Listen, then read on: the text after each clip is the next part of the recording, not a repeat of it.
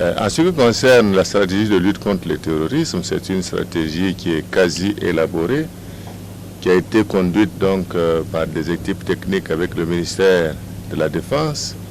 Et je dois pouvoir dire simplement que nous allons dérouler cette stratégie-là dans les jours à venir, y compris, comme il a dit, la politique de sécurité nationale.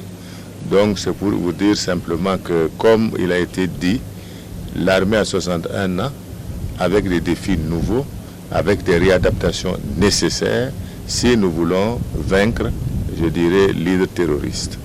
Et comme je l'ai toujours dit, la lutte contre le terrorisme n'est pas une lutte de courte durée, c'est une lutte qui sera longue, difficile, mais il faut nous armer de courage, d'engagement, de solidarité et d'intérêt pour notre pays, parce que c'est cela qui est le plus important. Si nous nous mettons dans la posture de ceux qui passent leur temps à pleurnicher, je pense que nous ne vaincrons pas le terrorisme.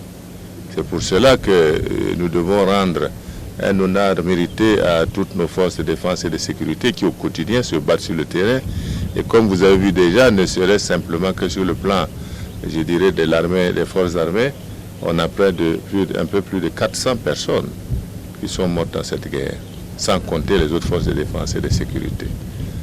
Ça montre quand même cet engagement de nos troupes sur le terrain et nous devons les encourager au lieu nous-mêmes de nous apeurer et de crier au secours sur personne qui vienne de secourir sauf nous-mêmes.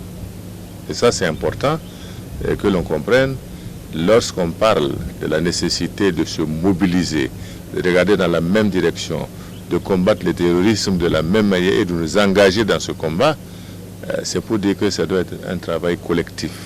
Ce n'est pas un travail de continuer sur les réseaux à démotiver, à déstabiliser et à démotiver les forces de défense et de sécurité. Ce n'est pas patriotique.